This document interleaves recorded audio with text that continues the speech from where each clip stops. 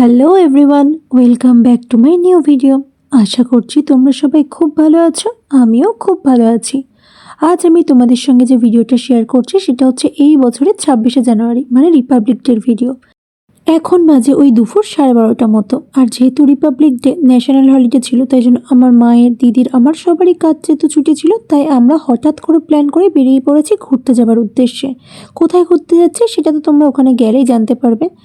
বেলা 11টার সময় ডিসাইড করা হয় আমরা আজকে ঘুরতে যাব। আর আমি 11:30 থেকে 11:40-এর মধ্যে পুরো রেডি হয়ে বাড়ি থেকে বেরিয়ে পড়ি। প্রথমে তো ডিসাইড করা হয়েছিল কলকাতা স্টেশন থেকে ট্রেন ধরে যাব, কিন্তু কলকাতা স্টেশনে যে টাইমে ট্রেনটা ছিল সেই টাইমে আমরা ট্রেন পেতাম না, কারণ এমন সময় বাড়ি থেকে বেরিয়েছি কলকাতা স্টেশনে পৌঁছে সেখান থেকে ট্রেন ধরে ডেস্টিনেশনে পৌঁছানো অসম্ভব ছিল। তাই আমরা মাঝ রাস্তায় এসে ডিসাইড করি যে না, কলকাতা স্টেশন হয়ে নয়, যাব আমরা হাওড়া স্টেশন হয়ে। সেজন্য মাঝ রাস্তা থেকে আবার নতুন করে গাড়ি চেঞ্জ করে আমরা যাচ্ছি এখন হাওড়া স্টেশনের দিকে। বারাসাতগামী যে হাওড়া স্টেশনের বাস রয়েছে সেই বাসে করে আমাদের বাড়ি থেকে কিন্তু হাওড়া স্টেশন পৌঁছতে খুব বেশি হলে লাগে 1 থেকে 1.5 ঘন্টা। কিন্তু সেদিন যেহেতু রিপাবলিক ডে ছিল, প্রচুর লম্বা মিছিল বেরিয়েছিল, তাই আমাদের বাড়ি থেকে সামান্য হাওড়া স্টেশন পৌঁছাতে আমাদের টাইম লেগে গেছিলো প্রায় 2 থেকে 2.5 ঘন্টার বেশি। রাস্তায় এত লম্বা লাইন ছিল। অবশেষে আমরা হাওড়া স্টেশন পৌঁছে গেছি। আর আমার দিদি এখন দাঁড়িয়ে আছে টিকিট কাউন্টারের সামনে টিকিট কাটবে বলে। আমরা যেখানে যাচ্ছি আজকে সেখানে যেতে হাওড়া স্টেশন থেকে টাইম লাগে ওই 4.5 থেকে 5 ঘন্টা মতো ট্রেনে করে। 2টোর সময় ট্রেন ধরার কথা ছিল আমাদের, কিন্তু ওই যে বললাম রাস্তায় এত লম্বা লাইন ছিল যে আমরা ঠিক টাইম মতো এসে স্টেশনে পৌঁছাতেই পারিনি। আর স্টেশনে পৌঁছালেও কী হবে, যেহেতু বাড়ি থেকে কিচ্ছু না খেয়ে বেরিয়েছিলাম, তাই সকলেরই কম বেশি খিদে পেয়ে গিয়েছিল। তাই আমি আর আমার দিদি হাওড়া স্টেশনেরই একটা পাশের হোটেল থেকে ভেজ থালি অর্ডার করে দুজন মিলে খেয়েছিলাম। আর আমার হেডফোনটা না সরস্বতী পুজোর দিন বাজার করতে গিয়ে হারিয়ে গেছে। আর হেডফোন ছাড়া কি ট্রাভেল করা যায় বলো? তাই জন্য আমি একটা হেডফোনও কিনে নিয়েছিলাম, মানে বেশি দামি নয়, স্টেশনের পাশে যে রাস্তার ধারে হেডফোনগুলো পাওয়া যায় সেই রকমই একটা হেডফোন কিনে নিয়েছিলাম আমি। এই সব করতে করতে বেজে গেছিলো বেলা 3টে, আর আমাদের ট্রেনের টাইম ছিল 3:25-এ। যেহেতু প্রথমেই বললাম লং জার্নি হলেও কী হবে, আমরা যেহেতু রিজার্ভেশনে যাচ্ছিলাম জেনারেল টিকিটে, তাই উঠেই কিন্তু ট্রেনে সঙ্গে সঙ্গে সিট পাইনি। মা আর দিদার জন্য আমরা সিট ম্যানেজ করে দিয়েছিলাম। পরবর্তীতে আমি তো উঠে গেছিলাম ট্রেনের বাঙ্কারে, সেখানে বসেই কিন্তু আমি হাফ রাস্তাটা জার্নি করে গেছি।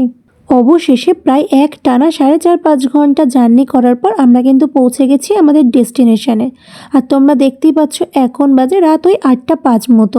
এবার এখান থেকে আমাদেরকে একটা অটো করে যেতে হবে আমাদের ফাইনাল ডেস্টিনেশনে। এটা কোন স্টেশন তোমরা কি দেখে বুঝতে পারছো? যদি বুঝতে পারো তাহলে অবশ্যই কিন্তু কমেন্টে জানিও আমরা এখন ঠিক কোথায় যাচ্ছি। ফাইনাল ডেস্টিনেশন পর্যন্ত কিন্তু আমরা কোনো রিজার্ভেশন অটো করে যাইনি, আমরা গেছিলাম শেয়ারেবল অটো করে। পার হেড আমাদের পড়েছিল 50 টাকা করে এই অটোগুলো করে যেতে আমাদের ডেস্টিনেশন পর্যন্ত।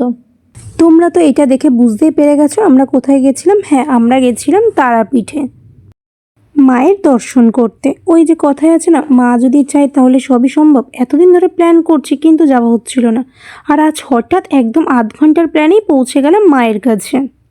রামপুরহাট স্টেশনের টিকিট কাউন্টার থেকে বেরিয়ে কিন্তু তোমরা পেয়ে যাবে তারাপীঠ আসার অটো।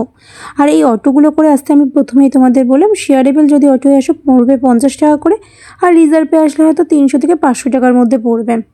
অটো করে তোমাদের রাস্তার যে ফুটে দাঁড় করাবে তার ঠিক অপোজিট ফুট দিয়ে তোমাদের সোজা হাঁটতে হবে ওই 5 থেকে 10 মিনিট মতো, তাহলেই কিন্তু পৌঁছে যাবে তোমরা মায়ের মন্দিরের কাছে। আর যখন তোমরা সোজা হাঁটবে তখন দেখবে এরকম অনেক বাজারঘাট পড়বে।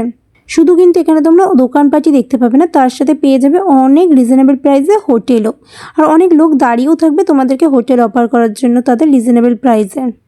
আমরা যেহেতু হঠাৎ করে প্ল্যান করেই গেছি, আমাদের তো আগে থেকে হোটেল বুক করা ছিল না, তাই জন্য আমরা একটু সামনের দিকে এগিয়ে দেখছিলাম, কারণ আমাদের প্ল্যান ছিল একদম মন্দিরের পাশেই যে কোনো একটা হোটেল নেব, যাতে সকালবেলা না মানে ভোরবেলা ঘুম থেকে উঠে তাড়াতাড়ি আমরা মন্দিরে আসতে পারি। আর রিজনেবল প্রাইসে ভালো হোটেল খুঁজতে খুঁজতে মন্দিরের কাছে আমার পেয়ে গেছিলো বড্ড জোরে খিদে। আর তার থেকেও মেন হচ্ছে আমার না যে কোনো জায়গায় গিয়ে সেখানকার ফুচকা ট্রাই করতে বেশ ভালো লাগে। তাই তারাপীঠে এসে সেখানকার ফুচকা ট্রাই করবো না সেটা কি হতে পারে? তাই এখানে এসেও সন্ধ্যেবেলায় খেয়ে নিয়েছিলাম আমি ফুচকা। যদিও ফুচকাটা আমার খুব একটা বেশি ভালো লাগেনি, এর থেকে আমাদের পাড়ার ফুচকারই টেস্ট বেশি। তো অবশেষে পেয়ে গেছি আমরা আমাদের পছন্দ মতো হোটেল একদম মন্দিরের কাছে। মানে এখান থেকে মন্দির হয়তো হাঁটা পথে 2 মিনিট মতো সময় লাগে। আর হোটেলটা ছিল খুব পরিষ্কার পরিচ্ছন্ন।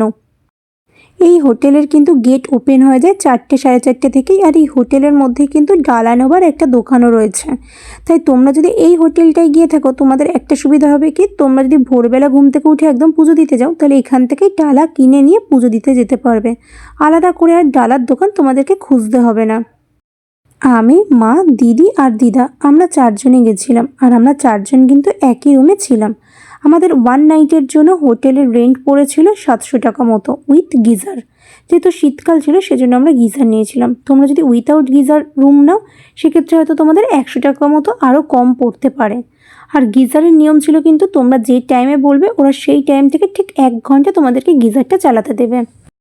রুমটা দেখে বুঝতেই পারলে তোমরা যে রুমটা ঠিক কতটা পরিষ্কার পরিচ্ছন্ন। হ্যাঁ, রুমটা একটু ছোট, কিন্তু আমরা 4জন কিন্তু যথেষ্ট ভালোভাবে অ্যাডজাস্ট হয়ে গেছিলাম। শুধু রুমটাই যে পরিষ্কার পরিচ্ছন্ন ছিল তা নয়, রুমের সাথে যে অ্যাটাচ বাথরুম ছিল সেটাও কিন্তু ছিল ভীষণ পরিষ্কার পরিচ্ছন্ন।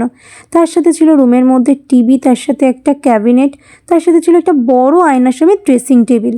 ছোট্ট রুমের মধ্যেও খুব সুন্দরভাবে সব কিছু অর্গানাইজ করা ছিল। হোটেলের একদম আমরা যে রুমটা নিয়েছিলাম সেই রুমের পাশে কিন্তু ছিল একটা ঘেরা ব্যালকনি। মানে কেউ যদি চায় পুজো দিয়ে এসে রুমের মধ্যে না থেকে ব্যালকনিতে কিছুটা টাইম স্পেন্ড করবে, সেটাও কিন্তু করতে পারবে। আর আমরা যেহেতু 4জন এক রুমে ছিলাম, আমাদের কিন্তু 4টে মাথার বালিশ দেওয়া হয়েছিল। আর বালিশগুলো কিন্তু ছিল যথেষ্ট পরিষ্কার পরিচ্ছন্ন এবং নরম। শুধু 4টে মাথার বালিশ নয়, কিন্তু তার সাথে 2টো বড় সাইজের ব্ল্যাঙ্কেটও কিন্তু আমাদের হোটেল থেকে প্রোভাইড করা হয়েছিল। আমরা হাওড়া স্টেশন থেকে 3:25-এর Malda town intercity express train করে এসেছিলাম রামপুরহাট স্টেশন পর্যন্ত। এই ট্রেনে আমাদের ভাড়া পড়েছিল 90 থেকে 95 টাকা করে পার হেড। হোটেল রুমে এন্ট্রি করার পর আমরা কিন্তু খুব বেশি টাইম ওয়েস্ট করিনি। শুধুমাত্র লাগেজগুলো রেখে আমরা আবার বেরিয়ে পড়েছিলাম তারাপীঠের আশপাশটা একটু ঘুরে দেখার জন্য। এর আগেও আমরা কিন্তু পরিবারের সাথে এই তারাপীঠ এসেছিলাম। ওই আজ থেকে 3 বা 4 বছর আগে 2022-এর 15ই আগস্ট আমরা প্রথম এসেছিলাম তারাপীঠে। তখন কিন্তু আমরা এসেছিলাম ওই রাতের ট্রেন ধরে, রাত 10টা সাড়ে 10টার সময় শিয়ালদা থেকে কোনো একটা ট্রেন ধরে এসেছিলাম, আমার এক্স্যাক্টলি মনে নেই। নেমেছিলাম রাত 3টে সাড়ে 3টের সময়। তারপরে ওখান থেকে একটা অটো কিন্তু আমাদের রিসিভ করে নিয়ে চলে এসেছিল তারাপীঠের মন্দিরের কাছে। সেখানে এসে আমরা শুধুমাত্র একটা হোটেল ভাড়া নিয়েছিলাম স্নান করার জন্য, থাকার জন্য নয়। সেখানে গিয়ে স্নান করে চেঞ্জ করে আমরা পুজো দিয়ে আবার নেক্সট ট্রেন ধরে, মানে 2:15 বা 30-এর ট্রেন ধরে চলে এসেছিলাম বাড়িতে। কিন্তু এইবার যেহেতু আমরা নাইট স্টে করছি, মানে একদিন থেকে পরের দিন পুজো দেবো, সেই জন্য আমরা ভেবেছিলাম মহাশ্মশানটাকে রাতের বেলায় দেখবো। তাই যাই ভাবা তাই কাজ, চলে গেছিলাম আমরা মহাশ্মশান দেখতে রাতের বেলা। আর রাতের বেলা এই মহাশ্মশানের দৃশ্যটা বেশ ভয়ঙ্কর থাকে। তোমরা যদি কেউ ভয় পেয়ে থাকো ভূতে বা অন্ধকারে, তাহলে কিন্তু আমি বলবো যেও না। যদিও আমার খুব একটা ভয় লাগেনি, কারণ চারিদিকে শুধু তন্ত্র সাধনাই হচ্ছিল।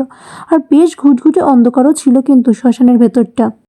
তারাপীঠের মহাশ্মশান আমরা দর্শন করে ফিরতে ফিরতে বেজে গেছিলো রাত 10:30 মতো।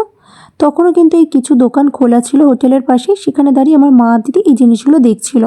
হোটেলে ঢুকেই কিন্তু আমরা রাতের ডিনার কমপ্লিট করে তাড়াতাড়ি শুয়ে পড়েছিলাম, কারণ পরের দিন মানে 27শে জানুয়ারি যেহেতু ভোরবেলা ঘুম থেকে উঠতে হবে পুজো দেওয়ার জন্য। তো দেখা হচ্ছে তোমাদের সঙ্গে পরের ভিডিওতে।